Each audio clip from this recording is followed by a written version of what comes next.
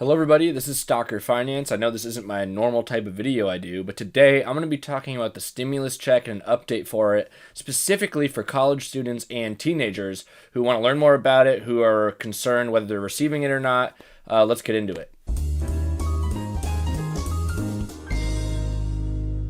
So this video is mainly for people of the age between 18 and I'd say 24, probably more like 22 though. First off, let's go over the qualifications for receiving a stimulus check, just the basic qualifications.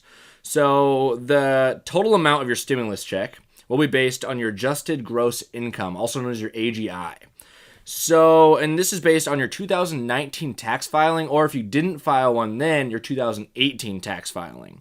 Keep in mind though that the AGI is the amount of money you made before deductions or taxes are taken out. Most people, especially if you're 18 to 22, you probably haven't filed your own taxes.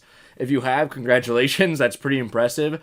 It's probably your parents have filed it for you, or maybe you have someone who's doing it for you if you use an app, and there's websites who do it really easily for you. So most people don't do it themselves and don't really worry about this stuff, but this is a calculation that you usually have to make on your forms. After taxes are taken out, this is known as your net income. So we're not talking about net income. It's before that. It's all before the taxes are taken out and deductions. It's your AGI. Before we go any further into how much you may be receiving or whether you're even eligible based on your taxes, we need to talk about being independent versus dependent. This is extremely important for people aged between 18 and 22.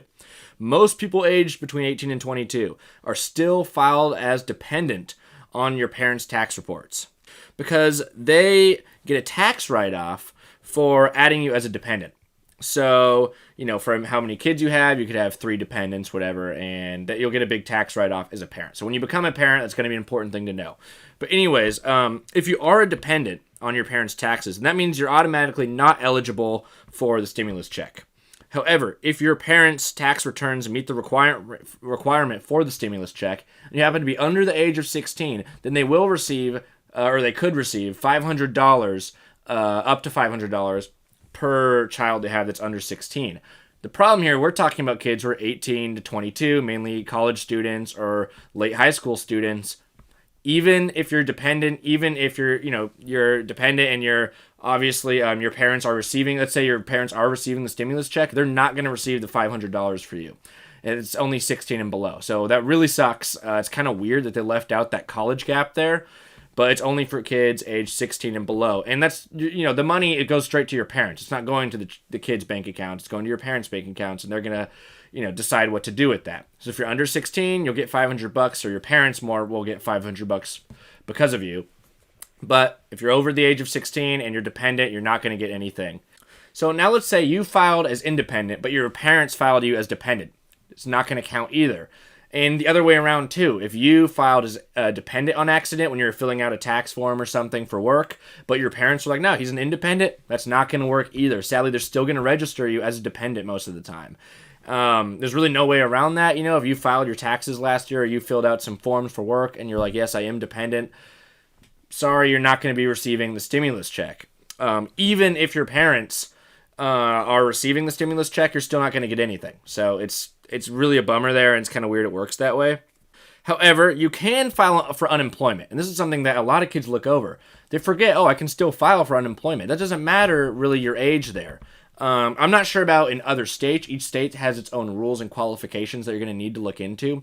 But generally, if you were working for someone or somewhere, or even if you're self-employed and running your own business, then if you're for some reason, if your work is affected, so by the coronavirus, if you've been laid off, etc. I know a lot of kids at college who are working on campus. I have a lot of friends at the school that I go to who are working, on campus or for the school, and now school's all online. So they're completely out of a job, and it really kind of screwed them over. So the good thing is if you've been working there for a decent amount of time and they lay you off, you can file for unemployment benefits, and you'll get the full unemployment benefits depending on what they are in your state and how much you qualify for.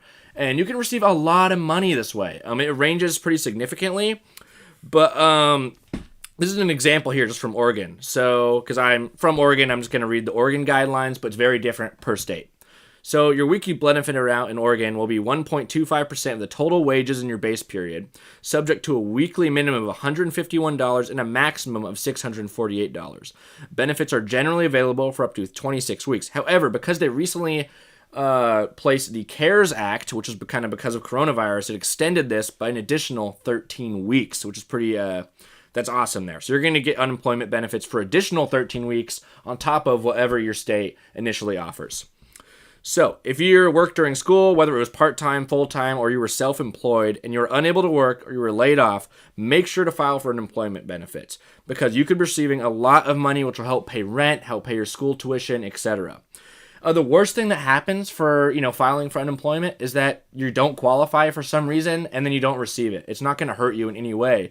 So I really suggest everybody who had a job, no matter how long you're working there, to go ahead and just apply and see what happens. And you can talk to an accountant if you want, if you know one, or you can try to talk to your parents about it. But in my opinion, just go ahead and file for unemployment if you were laid off, or if coronavirus has, decreased the amount you're working in some way. I think it's by over 50% or something, but correct me if I'm wrong there. And just make sure to file for unemployment. I know a lot of kids don't really recognize that that's an option since everybody's so focused on the stimulus check right now, and a lot of college kids forget that you can file for unemployment too. So anyways, most kids 18 to 22 will be receiving the full amount, which is $1,200. I'm assuming you don't have any dependents of your own, so you won't receiving, or kids of your own who are under 16. I would kind of hope not. But anyways, if you do, you could get $500 there for those kids if you qualify for that. But remember that the stimulus check is not unemployment. So if you're independent from your parents and get laid off or can't work, make sure to still file for unemployment. You can get both. That's a significant amount of money. In fact, that money is probably more than what you're making at your job before that. So you could actually be making more money by filing for unemployment plus receiving this one-time stimulus check, which is pretty incredible. So let's say you did not file a tax return for whatever reason in 2018 or 2019. Well, the good news is the IRS says you can still get the stimulus check. You'll just need to file one in order to receive payment. There's reports that the payments are coming out by April 24th, which is coming up really soon. Obviously, if you apply now, I'm sure you're going to get that check much later. But we'll see what happens there. This is really interesting. I hope this kind of summarized the stimulus check for 18 to 22-year-olds.